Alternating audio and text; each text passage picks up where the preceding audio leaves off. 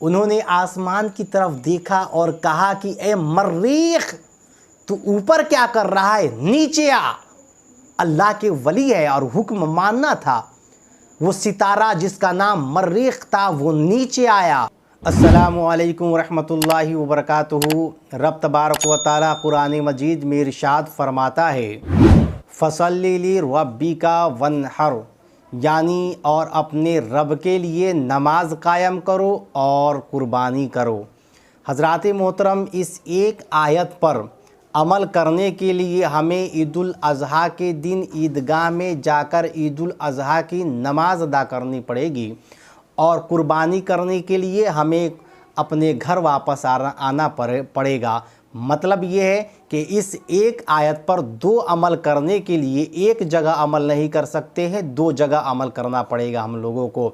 अगर एक आयत पर इसी एक आयत पर दोनों अमल देखना हो एक जगह, तो आप करबला के मैदान में देख ले, जो हज़रत सैयदना इमाम हुसैन रज़ियल्लाहु ताला अन्हो ने करबला के मैदान में आपने नमाज भी अदा की और कुर्बानी भी की।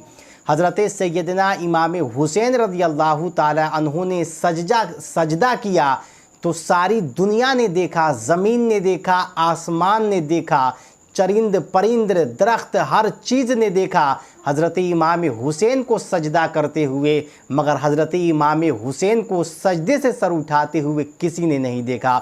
हज़रात मोहतरम सुने, आज के इस दौर में हज़रत सैयदना इमाम हुसैन रज़ियल्लाहु ताला अन्हु पर वहाबियों की तरफ से इल्ज़ाम लगा कि हज़रत इमाम हुसैन रज़ियल्लाहु ताला अन्हु ने अपनी ताकत का इस्तेमाल क्यों नहीं किए, अपनी ताकत का इस्तेमाल क्यों नहीं किए। देखिए, किसी शायर ने कहा था कि और भी दुश्मने शब्बीर बदल सकते थे, और भी दुश्मने शब्बीर बदल सकते थे, हज़रत हुर की तरह ख़ुद को बदल सकते थे, और भी दुश्मने शब्बीर संभल सकते थे, हज़रत हुर की तरह ख़ुद को बदल सकते थे। और बुज़दिली तो देखिए रोका गया पानी उनका, बुज़दिली तो देखिए रोका गया पानी उनका, अरे जिनके कदमों से कई नदियाँ निकल सकते थे। अब सोचिए, हज़रत सैयदना इमाम हुसैन रज़ियल्लाहु ताला अन्हु अगर अपने पैर से ठोकर मार देते ज़मीन पर तो ज़मीन से नदी का चश्मा निकल आता। अगर आप उंगली का इशारा कर देते तो आसमान से पानी गिरने लगता, बारिश होने लगती। मगर वो सब्र थी। हज़रत सैयदना इमाम हुसैन रज़ियल्लाहु ताला अन्हु पर इल्ज़ाम लगा कि हुसैन ने जो है अपनी ताकत का इस्तेमाल क्यों नहीं किए।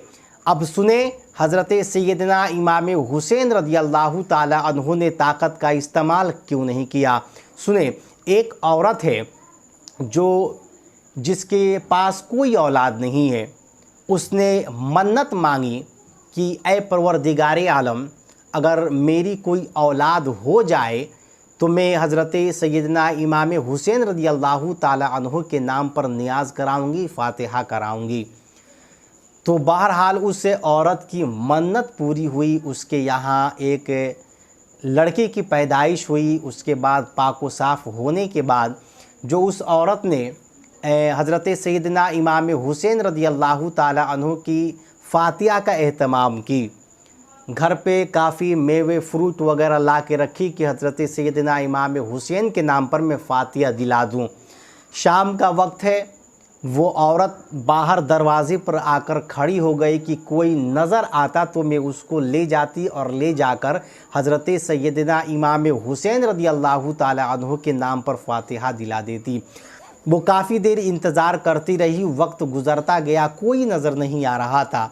तो उस औरत ने फिर रब तबारक व तआला की बारगाह में दुआ की कि ऐ परवरदिगारे आलम, किसी बंदे को भेज दे, मैंने मन्नत मांगी थी कि मेरी कोई औलाद हो जाए तो मैं सैयदना इमाम हुसैन के नाम पर फ़ातिहा दिलाऊंगी, नियाज़ दिलाऊंगी, किसी बंदे को भेज दे रब तबारक व तआला। तो वो औरत क्या देखती है कि सामने से एक हसीनो जमील जवान शख्स सामने से आ रहा है। उस औरत ने कहा, बेटा तू एक काम कर, ज़रा मेरे घर फ़ातिहा पढ़ दे, मैंने मन्नत मान रखी थी, सैयदना इमाम हुसैन के नाम पर फ़ातिहा करनी है।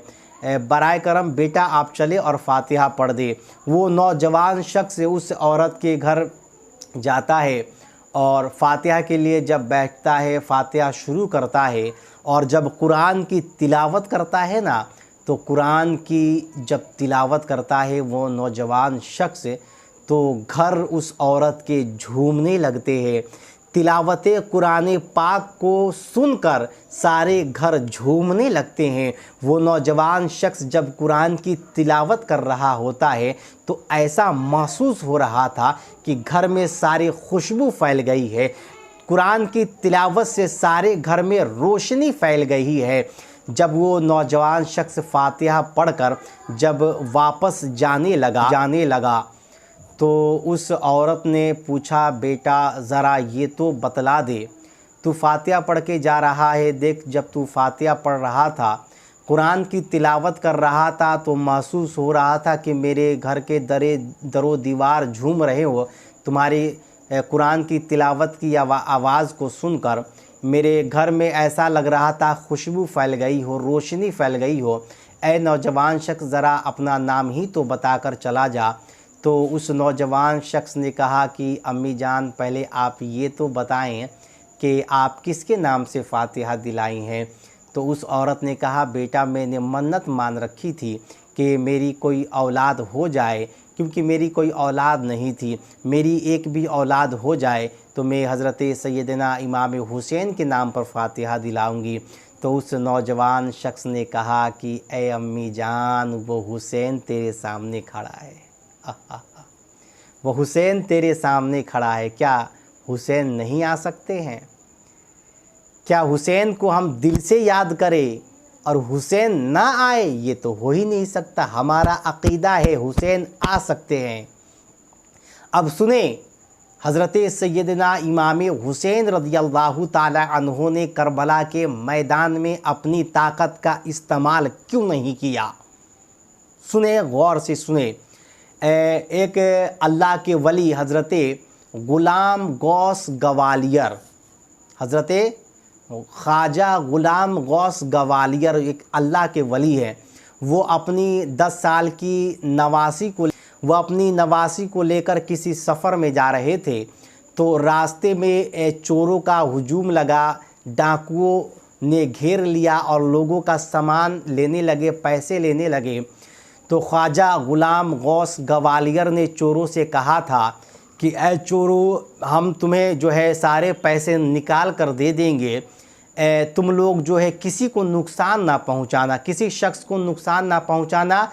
तुम लोग जिस इरादे से आए हो वो हम तुमको पैसे दे देंगे, तुम वापस चले जाना, मगर किसी को नुकसान ना पहुंचने देना।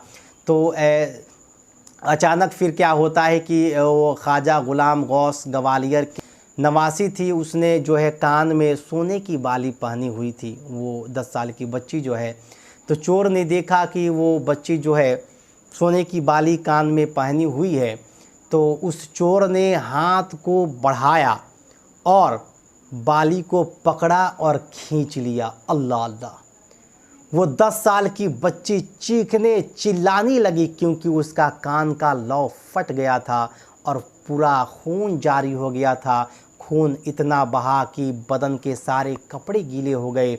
हज़रत ख्वाजा ग़ुलाम गौस गवालियर ने अपनी नवासी को सीने से लगा लिया और सीने से लगाया तो उसके खून के छींटे जो है ख्वाजा ग़ुलाम गौस गवालियर के जुब्बा शरीफ पर भी पड़ गया। नवासी ने कहा, नाना जान, मेरे कान के लौ फट गए हैं, चोरों ने मुझे नुकसान पहुंचा दिया है नाना जान। और कहकर ये नवासी रोने लगी कि नाना जान, बहुत तकलीफ़ हो रही है, कान में बहुत दर्द हो रहे हैं।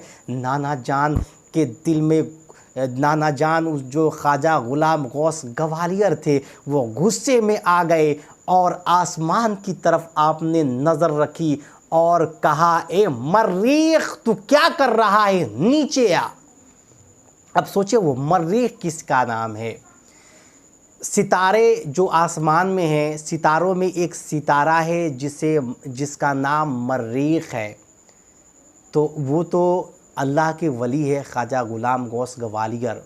उन्होंने आसमान की तरफ देखा और कहा कि ए मर्रीख, तू ऊपर क्या कर रहा है, नीचे आ। अल्लाह के वली है और हुक्म मानना था।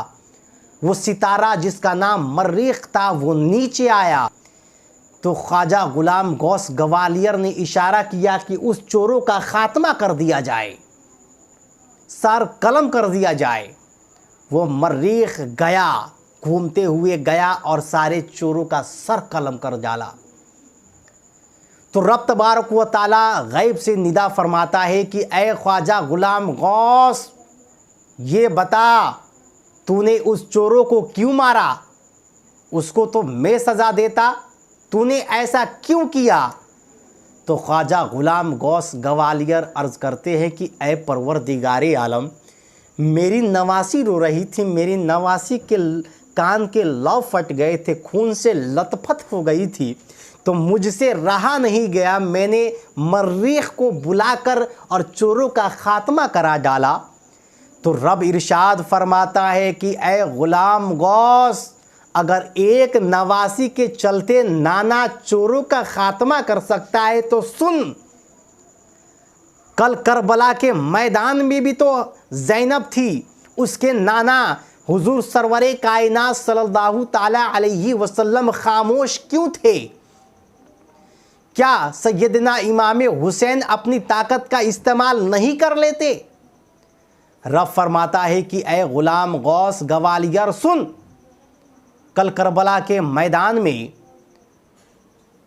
इमाम हुसैन ने अपनी ताकत का इस्तेमाल नहीं किया, अली अब्बास ने अपनी ताकत का इस्तेमाल नहीं किया, और सुन इस वजह से नहीं किया था कि यही ताकत कल क़यामत के दिन मेरे महबूब सरवरे कायनात सल्लल्लाहु ताला अलैहि वसल्लम की मग़फ़िरत के लिए इमाम हुसैन अब्बास सब जो है उसी ताकत का इस्तेमाल करेंगे। इसीलिए करबला की मैदान में हज़रत इमाम हुसैन ने अपनी ताकत का इस्तेमाल नहीं किया, क्योंकि यही ताकत का इस्तेमाल कल क़यामत के दिन अपने नाना की उम्मतों की बख्शिश के लिए अपनी ताकत का इस्तेमाल किया जाएगा। फसल्लि रब्बिका वनहर, और अपने रब के लिए नमाज कायम करो और कुर्बानी करो।